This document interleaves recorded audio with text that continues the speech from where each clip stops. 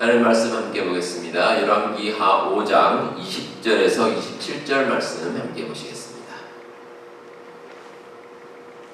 열왕기하 5장입니다. 20절부터 27절까지의 말씀, 우리 하나님 말씀 한 절씩 교독하도록 하겠습니다. 하나님의 사람 엘리사의 사환 게하시가 스스로 이르되 내 주인이 이 아람 사람 나만에게 면하여 주고 그가 가지고 온 것을 그의 손에서 받지 아니하였도다.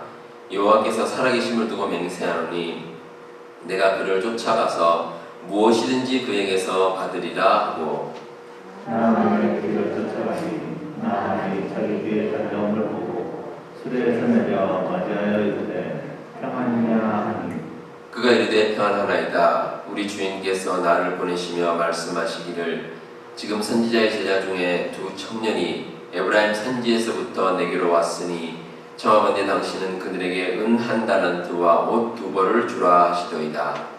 나만이 이르되 가라건대 2달란트를 받으라 하고 그를 강권하여 은 2달란트를 2젓대에 넣어 옷 2벌을 아울러 2 사람에게 지우매 그들이 게하시 앞에서 지고 하니라.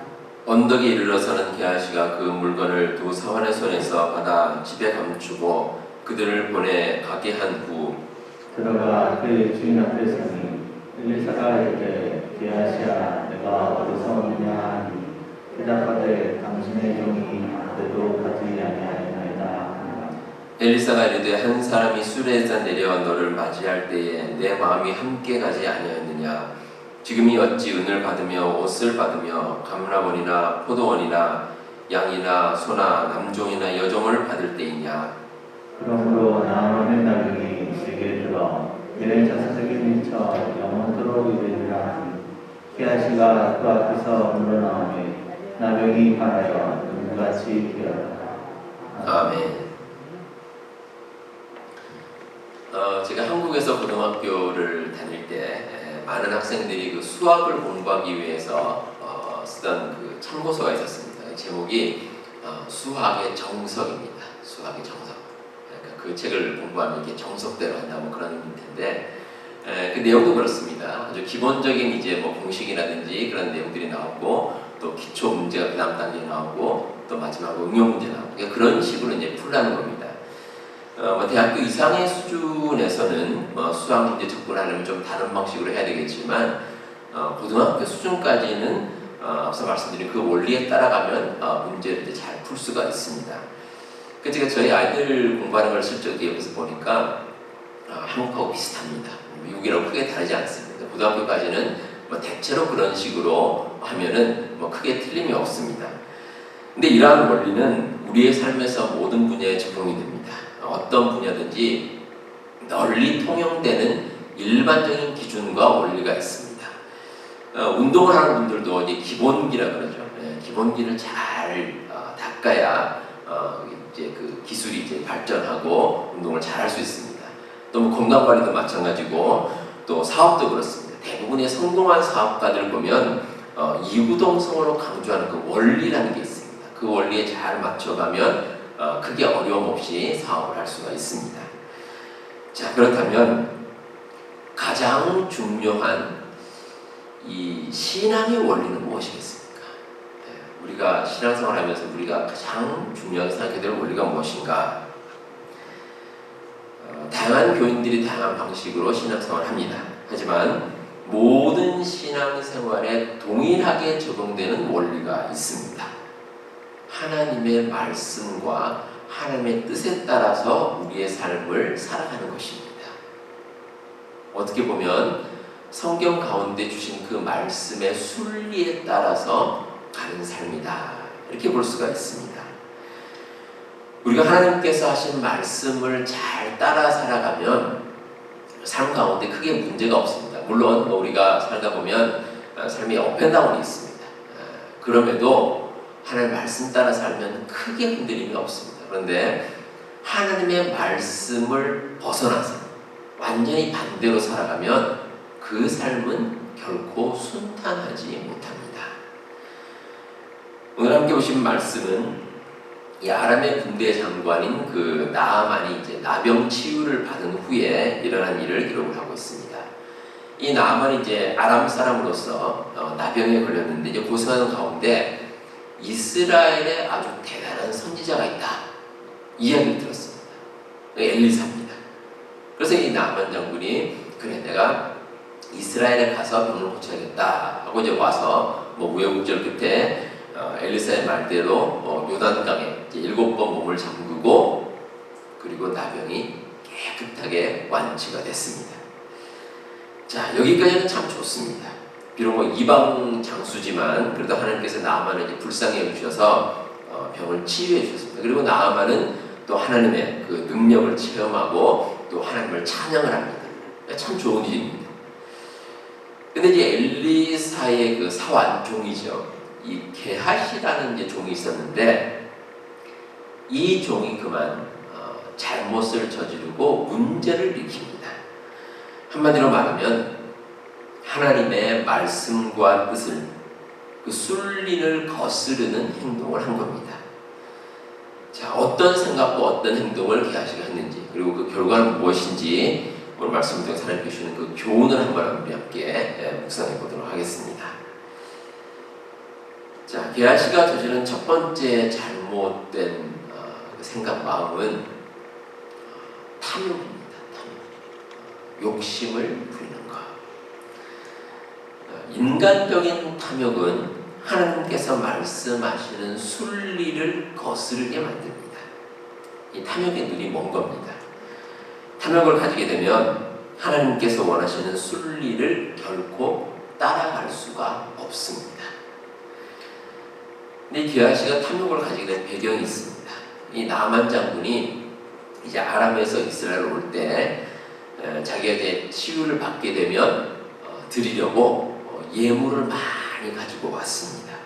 그러니까 나만이 이제 한나라의 군대 장관이기도 하고 그 정도 여유는 있습니다. 그래서 많은 예물을 가지고 이스라엘로 왔습니다. 그리고 실제로 나만이 치유를 받자 자기가 가져온 예물을 드리겠노라 이렇게 제안을 합니다. 충분히 엘리사에게 예물을 드리고 감사를 표현하는 것은 크게 문제될 일이 없는 일입니다. 그런데 엘리사는 나만이 주는 예물을 받지 않겠노라 이렇게 얘기를 한 겁니다. 나만이 예물을 준다고 사실 처음부터 덥석 받기가 좀 민망하긴 합니다. 그런데 나만이 엘리사에게 다시 한번 강권을 하는데도 엘리사는 거절합니다. 이 진심이죠, 진심. 엘리사의 진심입니다. 진심으로 나는 당신이 주는 예물은 받지 않겠습니다. 감사의 표현은 마음으로 충분합니다. 이렇게 엘리사가 생각을 한 겁니다. 자, 그런데 이 엘리사의 종인 이 게하시의 생각은 달랐던 것 같습니다. 나만이 주겠다는 그 예물에 욕심이 생겼습니다. 오늘 말씀드렸던 앞부분인 열왕기하 5장 5절에 보시면 이 나만이 준비한 예물의 목록에 대해서 나와 있습니다. 이 나만이 이스라엘로 길을 떠날 때 은 10달란트와 금 6,000개와 의복 10벌을 가지고 갔다. 이렇게 기록되어 있습니다. 상당히 많은 그런 예물을 가지고 간 겁니다. 근데 그 예물이 오는 모습을 이 게하시는 봤습니다. 그런데 자기의 스승인 엘리사는 하나도 받지 않겠다고 합니다. 게하시가 욕심이 났습니다. 저기서 내가 예물을 조금이라도 받으리라 이런 생각이 든 겁니다. 그리고 실제로 고국으로 돌아가는 그 나만 장군을 쫓아가서 그 예물 가운데 일부를 자기가 받아옵니다. 근데 이런 일련의 과정에서 우리가 오늘 말씀 가운데 아주 주목해야 될 부분이 하나 있습니다. 엘리사와 게하시가 했던 말인데 둘 다 똑같은 말을 합니다. 무슨 말이냐면 여호와께서 살아계심을 두고 맹세한다. 이 말을 합니다. 16절에서 엘리사는 뭐라고 말하냐면 여호와의 살아계심을 두고 예물을 받지 않겠다라고 맹세합니다. 근데 20절에서 게하시는 여호와의 살아계심을 두고 예물을 받아오겠다 이렇게 맹세합니다. 서로 정반대입니다. 엘리사는 하나님의 이름을 걸고 나는 안 받겠다 이렇게 얘기하는데 이 종인 게하시는 하나님의 이름을 걸고 내가 그 예물을 받아오겠다 이렇게 말합니다. 네, 똑같이 하나님의 이름을 걸고 말하는데 정반대입니다. 자, 하나님의 살아계심을 두고 맹세한다. 이게 이제 그 하나님을 걸고 말하는 거 가지고 강조하는 의미입니다. 그런데 더 정확히 보면 그 사람의 진심입니다. 진심. 네. 엘리사는 진심으로 욕심을 부리지 않겠다는 거고 게하시는 진심으로 나는 욕심을 부리겠다는 겁니다. 엘리사는 선지자로 살면서 탐욕을 가지지 않았습니다. 그래도 하나님께서는 엘리사를 지켜주셨습니다. 그래서 가뭄이 심할 때도 엘리사가 살아남을 수 있게끔 하나님께서 도움을 주셨습니다. 사실 엘리사는 이 나아만의 병을 고쳐주고 예물을 받을 권리가 있습니다. 충분히 그럴 권리가 있습니다. 그런데 아마 분명히 하나님께서 엘리사의 마음 가운데 그런 마음 주셨던 것 같습니다. 예물을 받지 마라. 하나님 주신 마음입니다. 그러니까 그 마음을 가지고 하나님의 살아계심을 두고 나는 예물을 받지 않겠다. 그러니까 욕심을 부리지 않은 겁니다. 자, 근데 여러분, 우리가 하나님께서 말씀하신 이 순리를 따라가다 보면, 하나님의 음성 따라 살아가다 보면 세상 사람들이 생각하는 바와 다를 때가 있습니다. 이 대표적으로 마태복음 5장부터 7장에 보면 예수님께서 말씀하신 산상수훈이 나옵니다. 근데 그 내용을 보면 그렇습니다. 팔복의 내용 가운데 예수님께서 심령이 가난하고 또 애통하고 의를 위해서 박해를 받으면 복이 있다. 이렇게 말씀을 주십니다. 그리고 누군가 오른뺨을 치면 왼편을 돌려대고 또 속옷을 가지고자 하면 겉옷을 가지게 하고 또 게다가 원수를 사랑하고 박해하는 자를 위해 기도하라. 이렇게 말씀을 주십니다. 자, 여러분 어떻습니까? 그렇게 우리가 하나님의 말씀 따라 순리 따라 살아가는 것이 참 쉬운 일은 아닙니다. 근데 우리에게 비결이 있습니다. 욕심을 버리는 겁니다. 우리가 욕심을 버리고 나서 생각해보면 하나님께서 이런 원리대로 살라고 하시는구나. 그걸 우리가 깨달을 수가 있습니다. 게하시는 한마디로 이제 탐욕의 눈이 멀었습니다. 그러니까 자기 행위가 잘못인 줄 알면서도 의도적이고 적극적으로 행했습니다. 그러니까 탐욕이 이끌어서 죄의 길로 간 겁니다. 우리가 살아가다 보면 사실 우리 마음과도 욕심은 다 있습니다.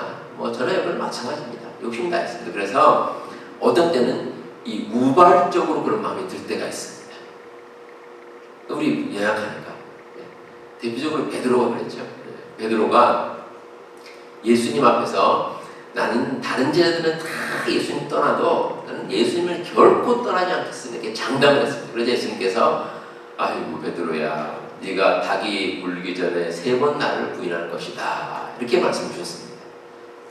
근데 실제로 베드로가 닭이 울기 전에 예수님을 3번씩이나 부인을 했습니다. 이 베드로는 예수님의 수제자입니다. 그리고 예수님 따르면서 이적도 많이 목격을 했고 또 예수님의 가르침에 크게 감동도 받았습니다. 그런데 그런 베드로도 이 사람이 궁지에 몰리면 회피를 하게 됩니다. 변명을 하게 됩니다. 자기가 살려고 예수님 모릅니다. 이렇게 이제 3번씩이나 부인을 한 겁니다. 베드로의 진심은 그렇지 않다고 할지라도 순간의 위기를 모면하기 위해서 부끄러운 일이지만 부족한 또 부끄러운 또 잘못된 짓을 저지르고 말았다는 겁니다. 근데 여러분, 이 의도적인 잘못은 다릅니다. 분명히 다릅니다.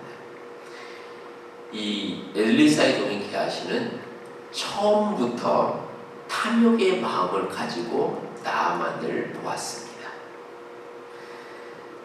만약에 나아만이 병을 낫는다면, 병이 괜찮다면 분명히 나아만에게서 뭔가 얻어낼 수 있을 거다라고 생각을 했습니다.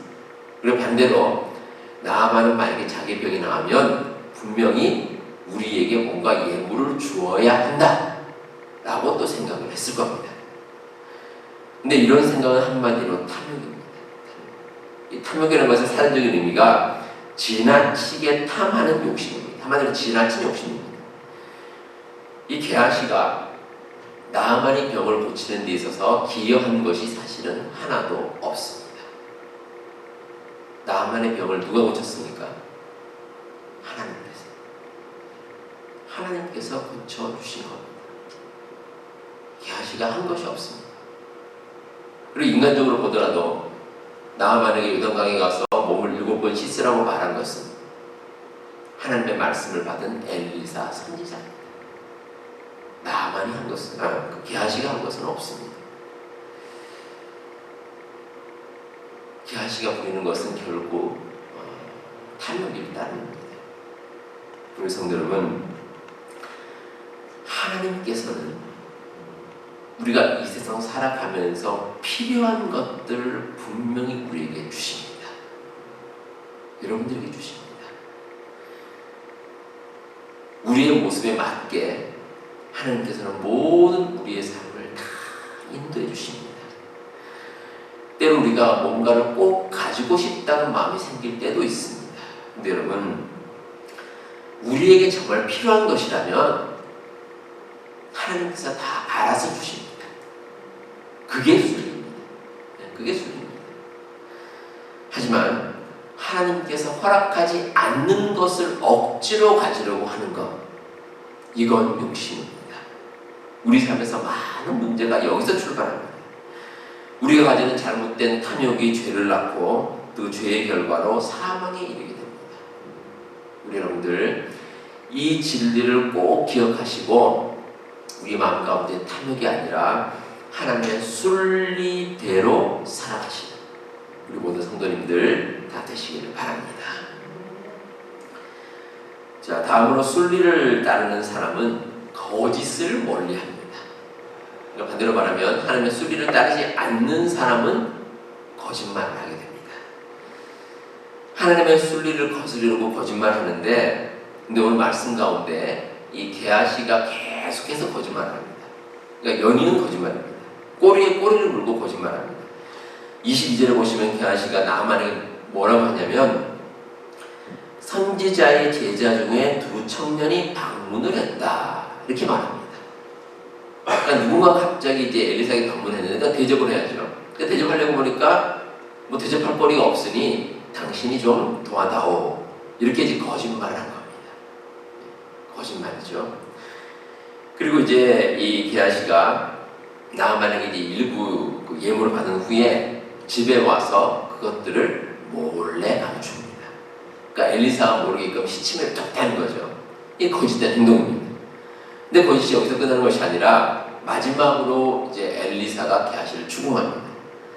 엘리사가 게하시에게 네가 어디에 다녀오느냐 이렇게 물으니까 게하시가 하는 말이 저는 아무데도 가지 않았습니다. 이렇게 거짓말합니다. 이 엘리사가 뻔히 다 알고 있는데도 아주 뻔뻔하게 거짓말하는 겁니다. 거짓은 거짓을 낳습니다. 그래서 종교개혁자 마틴 루터는 한 가지의 거짓말을 참말처럼 하기 위해서는 7가지의 거짓말을 필요로 합니다, 이런 말을 했습니다. 왜냐하면 거짓을 지어내려고 하면 그 주변의 모든 상황을 거짓에 맞춰서 바꿔야 됩니다. 그러려면 거짓말을 하고 또 하고 또 하고 이렇게 계속 불어나는 거죠. 근데 반대로 하나님의 순리를 따르는 사람은 아주 단순합니다. 아주 심플합니다. 복잡하지 않습니다. 진리는 하나입니다. 진리는 하나면 되기 때문에 뭐 그것만 말하면 다른 것을 갖다 붙일 이유가 없습니다. 자, 근데 여러분, 우리가 여기서 꼭 기억해야 될 사실이 하나 있습니다. 우리 하나님께서는 우리의 거짓과 잘못에 대해서 회개할 기회를 주신다는 겁니다. 회개할 기회를 주십니다. 자, 하나님께서 왜 우리의 잘못에 대해서 회개할 기회를 주시는가? 하나님께서는 우리 인간이 부족하고 연약하다는 것을 다 알고 계셔서 그렇습니다. 우리가 잘못됐고 또 실수를 해도 우리가 인간이기 때문에 그렇다는 걸 하나님께서 다 알고 계십니다. 오늘 말씀을 나누는 게하시도 마찬가지입니다. 게하시가 이제 탐욕을 부렸죠. 처음에 탐욕을 부리고 나중에는 또 거짓으로 말을 합니다. 근데 게하시가 회개할 기회가 있었습니다. 엘리사가 물어볼 때입니다. 내가 어디서 오느냐 이렇게 물어볼 때 우리 스승님인 엘리사가 다 알고 계시는구나. 그 자리에 엎드려서 바로 회개를 했다면 아마 용서를 받을 수 있었을지 모릅니다. 근데 게하시는 회개하지 않았습니다. 자기의 탐욕으로 가득한 마음과 또 탐욕을 이루려는 그 거짓된 마음 때문에 하나님의 길을 떠나버렸습니다. 그리고 큰 어려움을 겪게 됐습니다. 우리의 모든 일은 하나님 앞에서 다 드러나게 되어 있습니다. 그리고 그 결과는 하나님의 순리에 따라 이루어집니다. 우리가 탐욕을 부린다고 이루어지지도 않고 우리가 거짓으로 일을 만든다고 해서 그 일이 성취되지도 않습니다. 그래서 우리가 탐욕을 부리거나 거짓을 부릴 이유가 없습니다. 여러분들 아마 다 아시겠지만 우리가 아이를 키우다 보면 아이들 생각이나 행동이 어떻습니까? 다 보입니다. 부모가 보면 다 보입니다. 아이들이 나름대로 꾀를 내서 부모를 속이고 숨긴다고 해도 아이들의 말과 행동을 보면 다 드러나게 돼 있습니다. 우리가 키우는 동물도 그렇죠. 아마 댁에서 이제 강아지 키우시는 분 계실 텐데 강아지가 자기가 잘못을 하면 뭔가 행동이 이상합니다. 평소와 다릅니다. 딱 보면 압니다. 얘가 무슨 잘못을 저질렀구나. 분명히 알 수 있습니다. 하나님 앞에서 우리의 모습이 이와 같습니다. 우리가 부리는 탐욕이나 거짓말, 하나님 앞에서 참 어리석은 행동입니다. 다 드러나게 되어 있습니다. 우리가 신앙생활을 하면서 이 하나님 앞에서 타협을 하려는 마음을 가질 때가 있습니다. 이 정도는 괜찮겠지 라고 생각하는 것이 있는데 근데 우리가 잘못인 줄 알면서도 행하는 것은 결코 바람직하지 않습니다. 하나님의 뜻이 아니라면 그 잘못을 버려야죠. 버리고 다시 한번 하나님께로 돌아와야 합니다. 그게 순리입니다. 우리 사랑하는 성도 여러분, 하나님께서는 우리 여러분들을 다 사랑하십니다. 여러분들 한 분 한 분을 사랑하십니다. 그래서 여러분들의 처지와 형편을 다 아시고 여러분들에게 좋은 것으로 채워주시기를 원하십니다. 그렇다면 우리는 하나님의 그 사랑과 은혜를 믿고 살아가야 할 것입니다. 하나님께서 여러분들 마음가짐에 찾아오셔서 모든 것 다 인도해 주시고 여러분들 삶 가운데 혹시 어려움이 있더라도 그 어려움들을 이기고 나갈 수 있도록 또 우리 모든 생업 가운데 하나님께서 다 채워주시고 또 분명히 올바른 길로 인도해 주십니다. 여러분들 살아가시면서 과연 하나님께서 나에게 말씀하시는 순리가 무엇인가? 하나님의 말씀이 무엇인가? 우리가 거기에만 따라가면 우리의 삶은 결코 흔들리지 않습니다. 여러분들 그 믿음 가지시고 하나님의 크신 축복을 누리며 살아가시는 우리 모든 성도님들 다 되시길 바랍니다. 기도하겠습니다. 하나님 아버지 감사합니다. 하나님께서는 저희들을 사랑해 주셔서 저희들의 모든 필요한 것들을 채워주시고 공급해 주심을 저희들이 믿습니다. 저희가 인간적인 탐욕과 거짓을 버리고 하나님 뜻에 합당한 삶을 살게 하여 주시옵소서. 하나님께서 말씀하시는 순리대로 살게 하시고 그 뜻에 따라 온전히 하나님께 엎드리며 살아가는 저희들의 모든 삶이 되게 하여 주시옵소서. 이 시간에 엎드려 기도하는 우리 교우들의 기도를 들어주시고 응답하여 주옵소서. 간절한 마음의 손을 이루어 주시고 우리 모든 교우들 건강과 가정과 생업을 우리 하나님께서 지켜주시고 보호하여 주시옵소서. 모든 말씀 예수님 이름으로 기도하옵나이다. 아멘.